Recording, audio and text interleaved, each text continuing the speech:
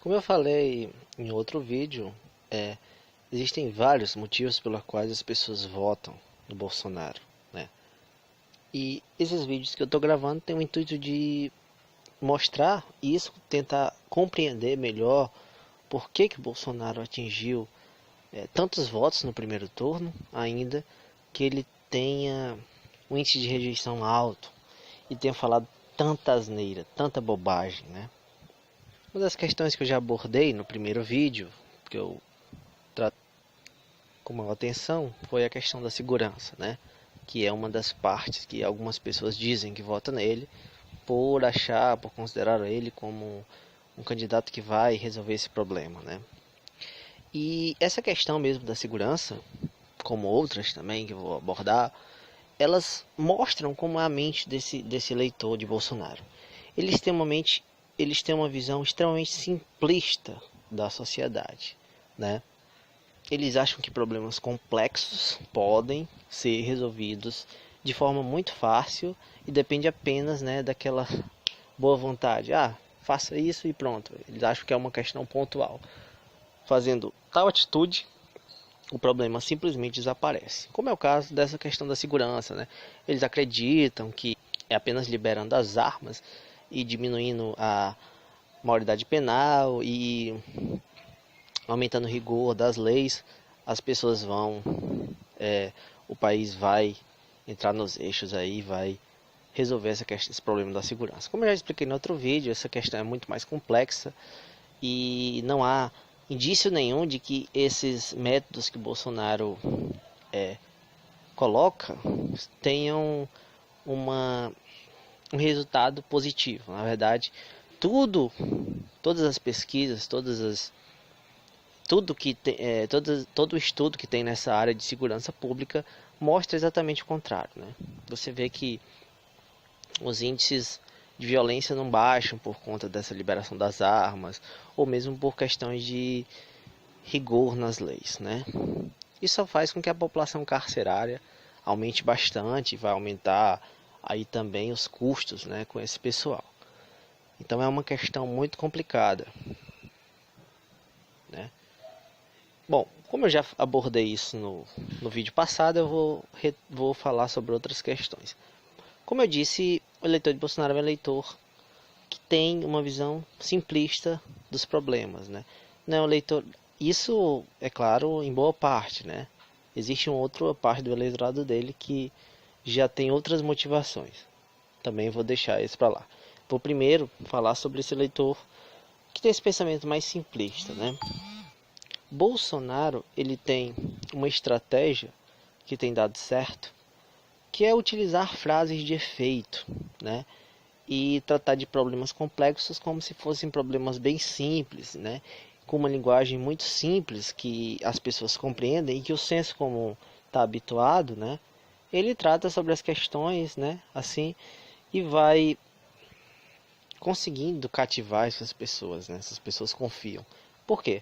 Porque primeiro ele apresenta de uma maneira que as pessoas entendem e segundo, que ele apresenta de uma maneira firme, né? Isso daqui eu vou resolver e tal, a base do grito, né? E as pessoas, pô, se o cara diz assim é porque ele vai resolver mesmo, né, e tal. Pela tonalidade que ele utiliza, né? E pela maneira objetiva, direta com que ele fala sobre as coisas.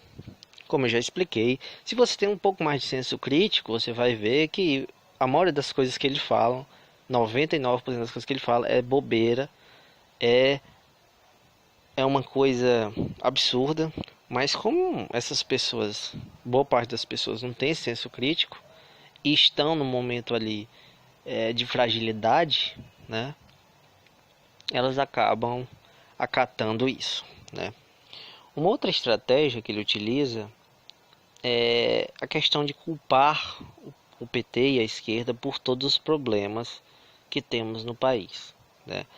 A qualquer coisa, qualquer problema, seja de qualquer natureza, Bolsonaro atribui à esquerda, ao PT, né? E essa estratégia foi a mesma estratégia utilizada pelos nazistas, né, e pelos fascistas. Eles utilizavam isso, eles sempre atribuíam à esquerda e aos judeus, no caso dos nazistas, né, eles atribuíam aos judeus e aos comunistas o mal, por todo o que vinha acontecendo no Brasil, no país, né? Que era a Alemanha, no caso, desculpa. Assim faz Bolsonaro no Brasil. Dessa forma, combater o PT e combater as ideias de esquerda, né?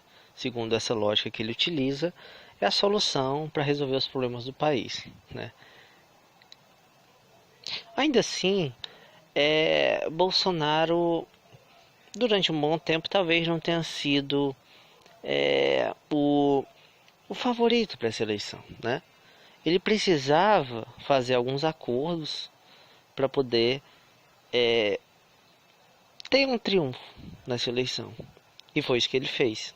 Ele fez acordos que iam totalmente contra aquilo que ele apresentava antigamente, né? Ele manteve uma boa parte do discurso dele, mas uma parte ele modificou.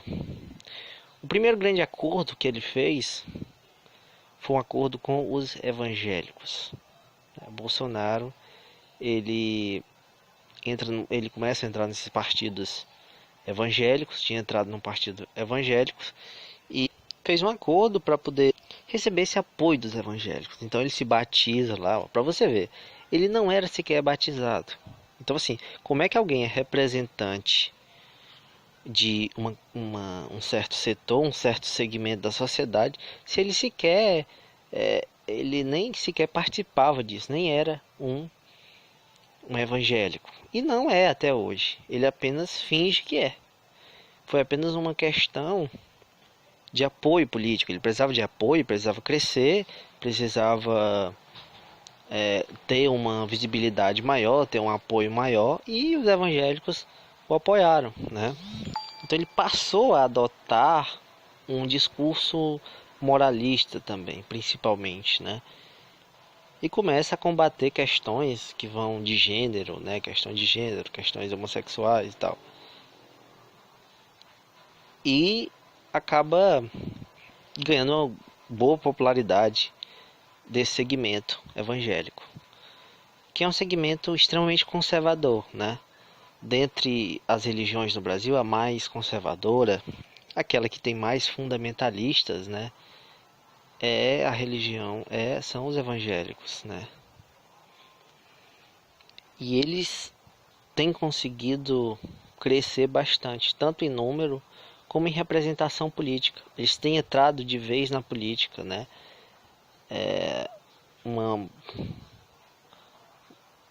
Pastores Cilo Malafaia, por exemplo, Feliciano, né? E mais recentemente o Crivella, né? Ganhando uma prefeitura, uma das maiores prefeituras aí do país, né? Então é o seguinte, os evangélicos ganharam espaço grande na política, né? E fazem parte dessa direita que toma conta aí, que vem crescendo no país, principalmente essa onda neoconservadora, né?